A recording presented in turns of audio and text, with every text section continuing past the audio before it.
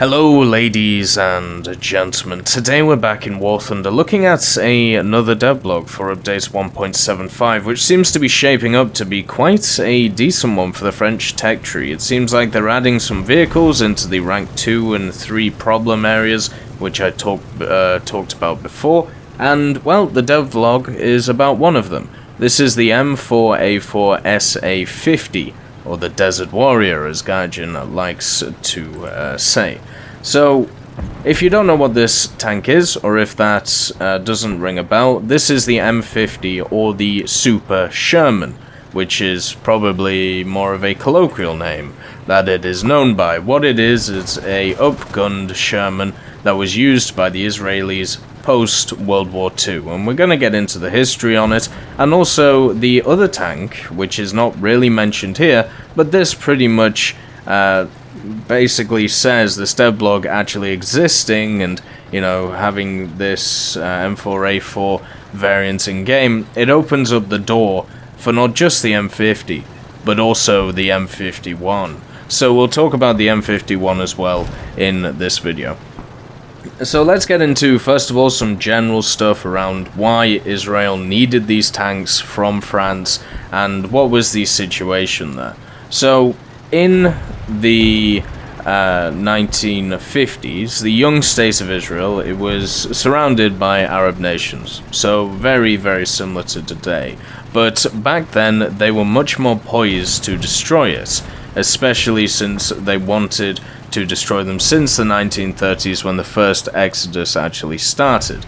And then by an order from the defense minister David Ben-Gurion, hopefully I said that right, I apologize if I didn't, on the 26th of May 1948, the Israeli Defense Forces had to be created, and they were immediately embroiled in the 1948 War of Independence. The main supplier at the time for the Israelis was the Czechoslovakians, and they were given improvised armored cars, ex-British or captured Arab Legion vehicles in their service, with a few jeeps as well as in their inventory. And then after the war, they realized they needed tanks. So thanks to the US Army stocks M4 Shermans were delivered to Israel in 1950. So the M4 Sherman actually being in Israel's hands predates the French versions, but I think that's a nice little detail to add in there. The next part is the Shermans actually in service in the Israeli army. So the first ones, which were actually about the place, there were 6 former 105mm M4 Shermans, which were the early variant of them, which had been already salvaged from a scrapyard which was left from the World War II North African campaign. These are actually in game. The Sherman 105s are pretty much what they're talking about here. Since they were unarmed, they were rearmed by 75mm field guns due to the fact that they didn't have a lot of 105mm M4 howitzers, and they didn't have a lot of ammunition either, and also the demilitarization in Italy didn't really help this. When other tanks in 1944, such as the 76mm version of the Sherman with the M1 gun type arrived, they were in a lot better conditions, so therefore they could add them to the chassis of the Sherman 105s. Overall, these were designated the Sherman M1 tanks in Israeli service. The Super Sherman M1, so this was technically the first Super Sherman that we have. There's about like 5 of them, depending on, you know, who you ask, basically. It was designated the M4A176, fitted with the HVSS suspension. And then the Sherman M3s, which were Sherman DJMLF prior to 1956, it was the IDF's designation for the 75mm gun of the M3. And then the Sherman M4, which was the Sherman Dagem Bet prior to 1956, was the designation for the 105mm howitzer M4 model. So if you see somebody bringing up Israeli tanks and they're talking about an M1, that means the 76mm M4A1.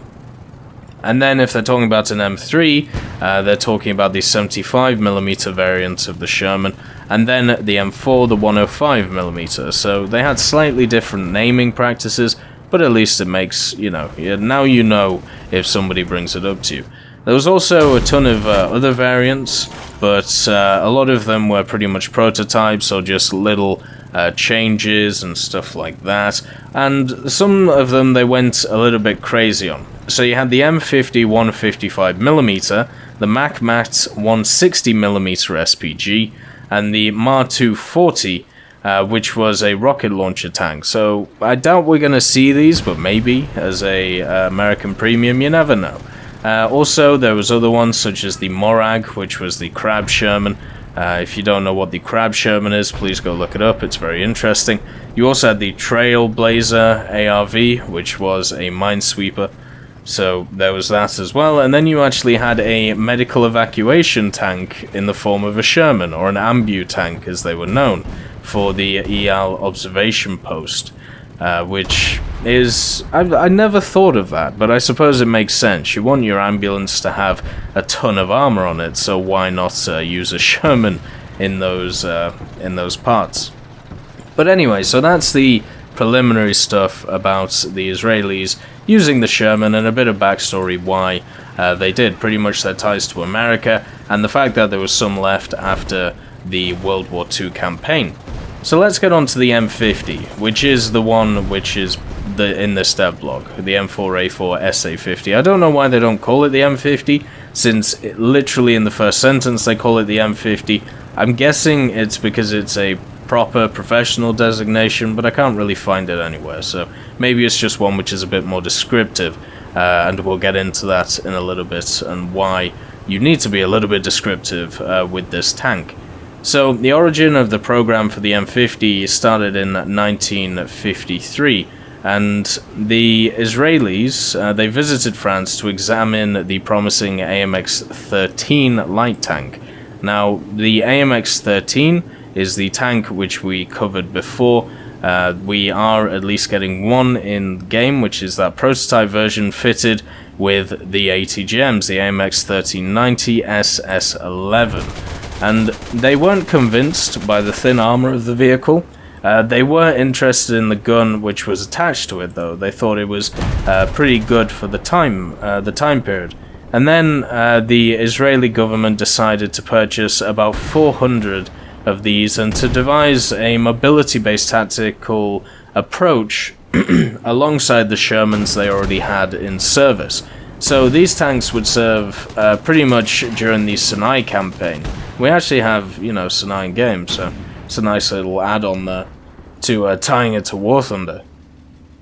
The AMX-13 gun was a high-velocity 75mm gun, and as I talked about in the video about the AMX, it was pretty much a development of the KWK-42L70, which is on the Panther tank. So, yeah, it's pretty much... that's where it was based, but by the time it was used on the AMX-13, it was slightly different, we'll say that. It was actually decided to rearm a large portion of the Shermans after the AMX-13s were delivered. And the reason for this was because they really liked the gun on the AMX-13, so they decided to just plonk it on a Sherman. I mean, why not? Surely, if an AMX has enough space, then this should too. So there was an order placed in France in 1955, and the experimental marriage of an M4A1 76 turret with the new gun was shipped in Israel to be tested. The next year, in March 1956, the Israeli Ordnance Corps began conversions in new facilities with the large supply of the French gun purchased in the meantime. Now this to me sounds very, very similar to the other premium that we're getting in game. Oh, well, this isn't a premium, but the premium Sherman that we're getting in game, I should say. The FL10. Because it does use an M4A1 chassis, it does have the same gun as the AMX, and also it has pretty much the same turret, so this sounds very, very reminiscent to that. And then, simple as that, I don't know what else to say. So the results of the conversion, it was named officially the Sherman M50, and although it was also known outside Israel as the Super Sherman, very odd that the Israelis didn't use that, so I wonder who actually came up with that. The marriage of the gun and the superstructure of the Sherman pretty much looked like a British Firefly, and had very similar performance to the British Firefly. The old 1944 M4A4 turret was kept, but a large counterweight was added to the rear of the basket, and a first batch of these 50 conversions on M4A4 76 chassis was delivered, all with VVSS suspensions and Continental R975 gasoline engines. Now this is where it gets interesting, because as I said there, this was the first batch of them.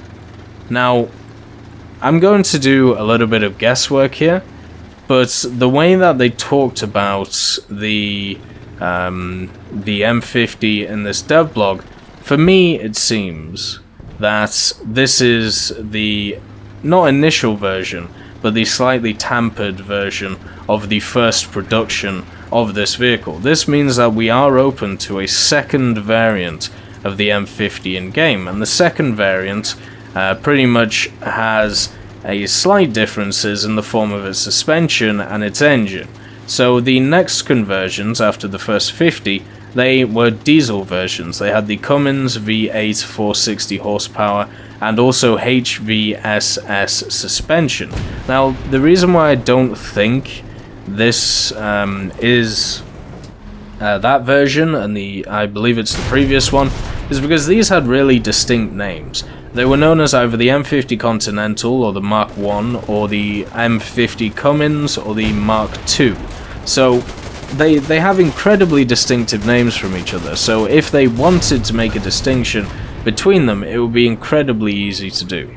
So I don't know why they haven't, but my guess is that this is the initial production version, and that means we open up ourselves to a space which has the second one as well, which will have an improved engine and also improved suspension, making the gun more stable and, well, nicer for the crew, I suppose, which is interesting. Then we move on to the other one. So I mentioned the M50, and I also mentioned the M51. We've exclusively talked about the M50, so let's move on to the other, let's call it Super Sherman. This is the M51 Sherman in 1961. The Israelis ordered for a new and more powerful French 105mm gun. It was going to be the shortened version of the one used on the AMX-30. Now, if you don't know what the AMX-30 is, think tortoise, but no armor. And also think absolutely ridiculously large gun, no armor, should be much more of an artillery piece in itself. So yeah, that is something to think about. Actually, no, completely disregard what I just said. I'm thinking of the completely wrong thing. Never mind, we're moving on. I'm thinking of the AMX-32. The AMX-30 was actually a medium tank, which was pretty cool. And we might see it in rank 5 of the tech tree. I may talk about it at a later date. But anyway, so with this new French 105mm gun, to fit it inside a Sherman turret, they had to modify the gun and modify the turret in its hole. So the barrel itself was reduced from 56 calibers to 44, and they also equipped a muzzle brake on it, with the ammunition also being altered to use a smaller cartridge. The conversion, which was also based on the Cummins M4A1s, also included a modified M476 turret, and then by 1965, the new tank, named officially the M51 Sherman, it was revealed to the public in an Independence Day ceremony in 1965. The Super Sherman and the first Sherman, or the I Sherman, or Israeli Sherman, were also coined and are frequently seen, but never has been official as an actual title.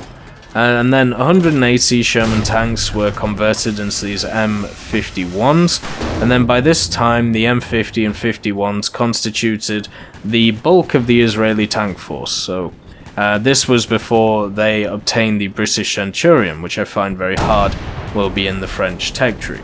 So around about 300 of the M50s were created, and the M51s there was about 180.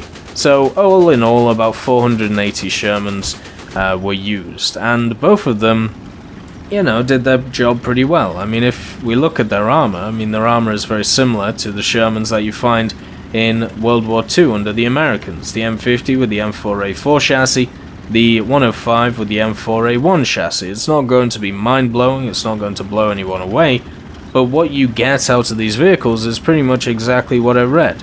You get an upgunned Sherman in the very same vein as the British Firefly.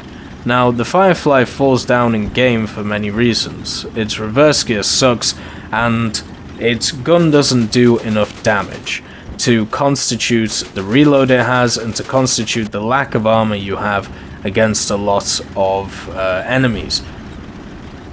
So, with these machines, it is going to depend on how these French guns operate. From my readings, they can run AP, APDS, basically everything apart from APHE and heat. And they can also run a HE shell, but it's mainly AP and APDS, so Sabo and AP. Now, what we've seen in the past with these rounds is if the rounds are big enough, then they do quite a lot of damage. The M103 comes to mind, the T34, the T29 if you run it. Machines like this, once they penetrate, they do a ton. But if you look at something like a Sherman Firefly with a much lower caliber gun, or a Comet, it can take a long time to take out a tank, especially if your reload isn't up to snuff. So the M50 Sherman may struggle with this. It may struggle doing actual damage to an enemy, and you have to be incredibly accurate with the shot because you know for a fact this thing is going to be around that Tiger BR.